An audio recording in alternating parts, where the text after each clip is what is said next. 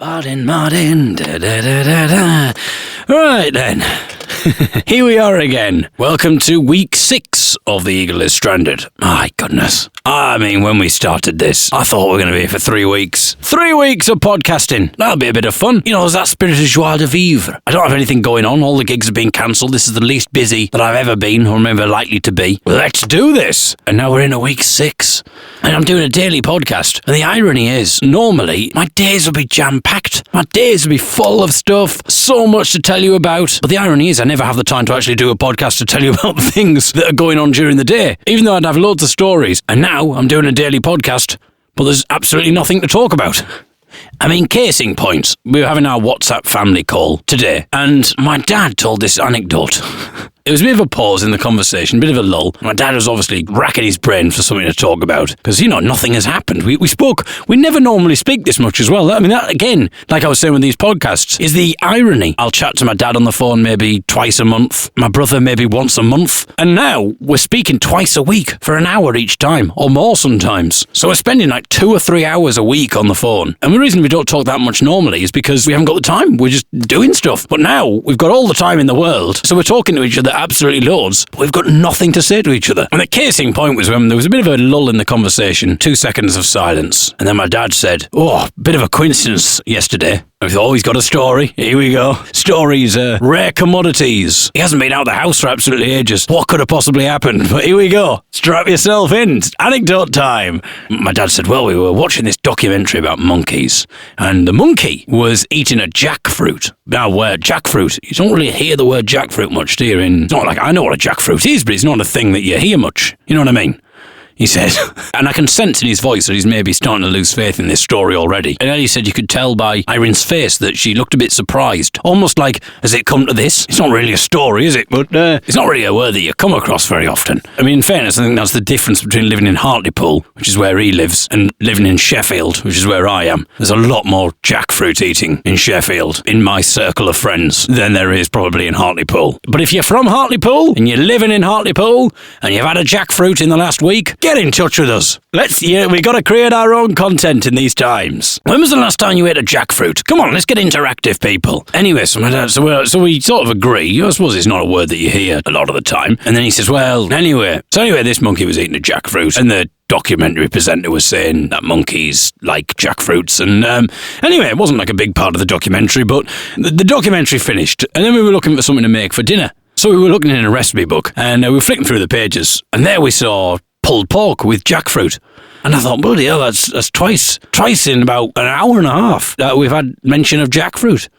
And then there was a bit of a pause, and I thought it was going to be like a third moment, isn't there, where something happens relating to jackfruit, but there wasn't. That was it. Bit of a coincidence, eh? And I was like, oh, yeah, I suppose it sort of is, yeah.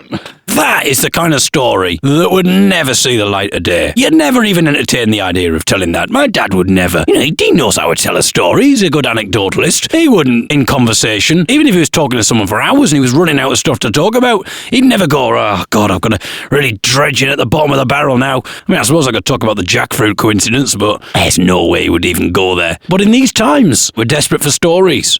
Anyway, if you have any jackfruit stories that you would like to impart, I think, in honour of my dad, I think we should have some more jackfruit stories. I mean, the irony is now I've told you the story of the jackfruit. And maybe you listened to the story and you thought, it's a bloody brilliant story, David. It's the best one you've told so far. You should get your dad doing a podcast. So because nothing is happening at all nowadays, I thought, in the spirit of yesterday, where I gave you an archived clip of me doing some stand-up from a charity gig in Nailsworth, where an audience member fell asleep, I thought, well, there's a lot of things that I've been wanting to do that I've never had the chance to do because of time. I've got all of these cassettes from when I was a child. I think a couple of days ago I said on the podcast that when I was a child I used to record everything. Just went around the house recording things. But there's quite a few recordings that have survived, quite a few tapes that are still there. Boxes full of tapes. And so what I thought is I could, now and again, on The Eagle is Stranded, I could dip into one of those boxes and pull out a tape. Now, I don't have all the tapes with me in Sheffield. I've only got a couple of boxes. There's loads in the garage back at home. So chances are they're all going to be from a similar time.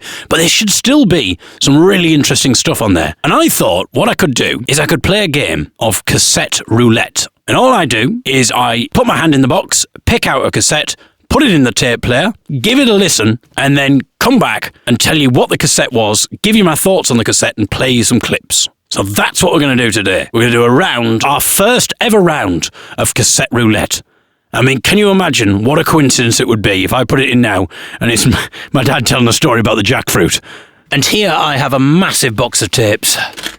And I'm just going to shuffle them around and pick a tape, put it in the tape player,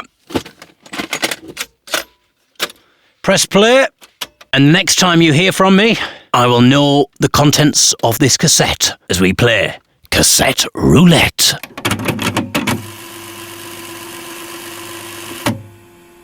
Oh my goodness.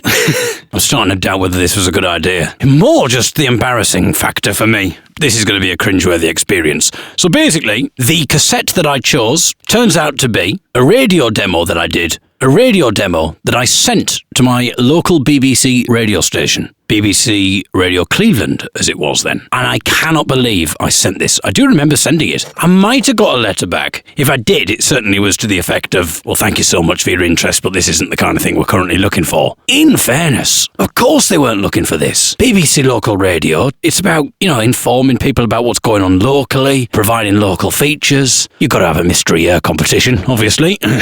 No BBC Local Radio station would be allowed on the air if it didn't have a mystery competition every day. At least once a day. It's not what I was going to bring to the table. But the main problem with this radio demo is mainly the fact that I spent all of the time talking about the fact that my mixing desk wasn't working, talking about all of the technical problems that I was having. And rather than going, I better try and fix these problems and do it again, I just thought, nah, my natural talent will shine through regardless. Which again would be absolutely fine if I had some talent.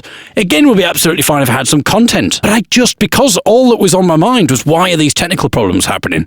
I just talked about the technical problems, as you're going to hear right now. I'm going to play some clips. So here we go. This is a demo that I genuinely sent to BBC Local Radio. I think I would have been 16 or 17. Let's have a listen. Welcome along to my demo.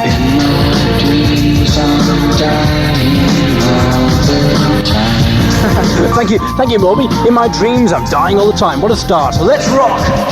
My goodness. I mean, that's the kind of stuff I was doing. I mean, you might be listening to this going, David, you were singing a song about farting Martin a couple of days ago.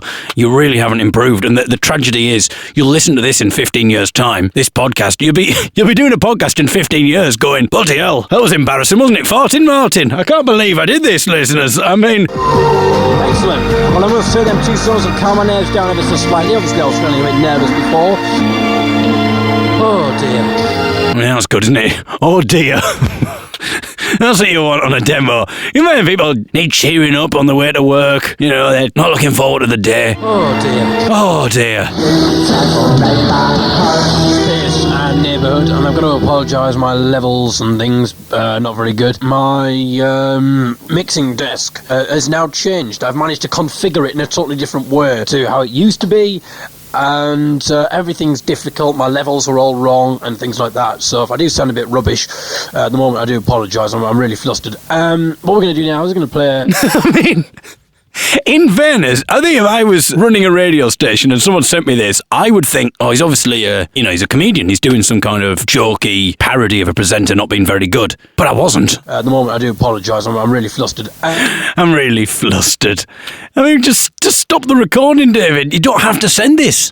The volume may be a bit quiet, so I'm going to have to turn it up on the master faders and things, but you don't need to know about all the problems. No, they pretty well do not. Well said, David. So maybe go back, don't put this in the demo, don't send it to the BBC. But, as I say, this is what went to the BBC. This is what I sent to the boss of a radio station. You don't need to know about all the problems.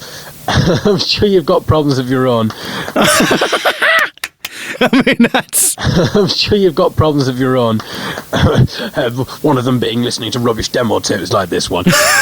Well, that was kind of alright. It kind of worked until I heard a few squeaks and pops and clicks in there.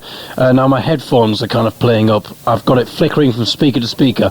Sorry about this. This is the most... I'm not joking. I'm not joking. Well, you're right there. That is a lot of the problem. Sorry about this. This is the most... I'm not joking. This is the most unprofessional show that I've heard for a long time. You may wonder why I've handed it in. Well, yeah, okay. Fair enough. I'm going to acknowledge why I've handed this in, because... so far as a demo. I'm enjoying it, but not for the right reasons. You may wonder why I've handed it in. Well, to be honest, I'm going back to university next week. Now, this is worse than I thought. Because if I was at university, I was 18. But still, as a reason, why am I handing it in? Well, I'm going back to university. And also, that's the other stupid thing. Hey, I went to university in Scarborough. When was I thinking that BBC Radio Cleveland, based in Teesside? I can't remember my exact thought process. Maybe I thought I would come back to do the show. Maybe I thought that they would pull out all the stops and think, well, this is clearly a talent that we can't let go. You know, we've got an opportunity like this. Now, he is based in Scarborough. I wouldn't normally do this, but maybe he could broadcast from Scarborough. I know it's BBC Radio Cleveland and we want local presenters, but we don't want BBC Radio York, which would be the local radio station in Scarborough, getting a hold of this. To be honest, I'm going back to university next week. And, I mean, what is that laugh? It's the most horrible, awkward. Oh, I hate myself. Oh, dear. I'm honestly, this is a pile of crap, and it's not my fault. Desk has just decided to. I can't believe I sent this. Oh dear! I think we've hit gold. Well, the opposite of gold, but you know what I mean. With our first cassette roulette. Oh dearie me! Oh, I'm starting to do it now myself. Oh dear! I've just evolved. I used to do oh dear when I was 18.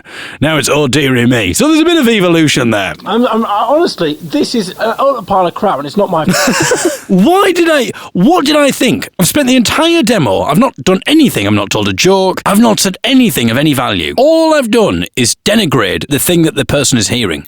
The boss of this radio station is hearing. I've said it's the most unprofessional thing I've heard for a long time. I've said it's not very good. I've essentially said, the reason I'm handing this in is because I'm not going to be free to do this next week because I'm going back to university. And I just repeatedly say how rubbish this is. And am I thinking that somehow the boss of BBC Local Radio has gone, he's got no radio experience whatsoever. Because I'd never broadcasted on radio. I've sent this along with a letter going, I know I have no radio experience, but take a punt on me. And he might go, well, in fairness, I'll suppose give it a listen. I mean, this might be the next big thing, you never know. And he puts it in, and it's this. So what I'm going to do is I'm going to plug my mini disc player into the sound card and put it straight on to a second track. I mean, am I applying for a job as a presenter or as a producer? Right, the mixing desk isn't working, so I'm going to plug the mini disc player into the sound card. All right, so thanks a lot for listening to what was a kind of show. Oh my goodness, this is the end of the demo. I haven't done anything. What am I saying? Come on, give me a ring, eh? We'll arrange payment terms and we'll arrange a deal. All right. I'll accept very, very low pay. Well, I think I have to after this rubbish. Wait, that joke will get it. That joke will seal the deal. We'll discuss payments, and then I'd love to know if they heard it, and if so, well. That's clearly what I was going to say, if so, what they thought. I mean, this is the kind of thing, surely, that was played at Christmas. Like Christmas parties. Oh, we got an absolutely hilarious thing to play. This guy, he sends in a demo, he says he's got no radio experience. But, I thought, well, I'll take a chance, see what's going on. Listen to this, everyone. And all the radio presenters are sat around listening, and they go, hey, your jobs are safe. I don't think he's going to take your jobs. And then, this becomes a bit of a tradition. Oh, play the demo tape again. Every Christmas. Maybe I should send it to a radio station. Under a pseudonym. I say under a pseudonym as if I'm really famous, because otherwise, they'll if they know it's from David Eagle, they'll go, bloody hell, far in, Martin. Well, I love your podcasts, David. The only reason I haven't approached you to do a show on our radio station is because I just assumed you'd say no. But my goodness, so no, I'd have to do it under a pseudonym, obviously. Anyway, so that was the first ever cassette roulette, and if all the cassettes are going to be as embarrassing as that, then this podcast series is going to finish me off. We'll do cassette roulette another time on the podcast. Probably not tomorrow, we'll do something else tomorrow, because we're always about moving forward, turning in different directions each time. Until tomorrow, goodbye.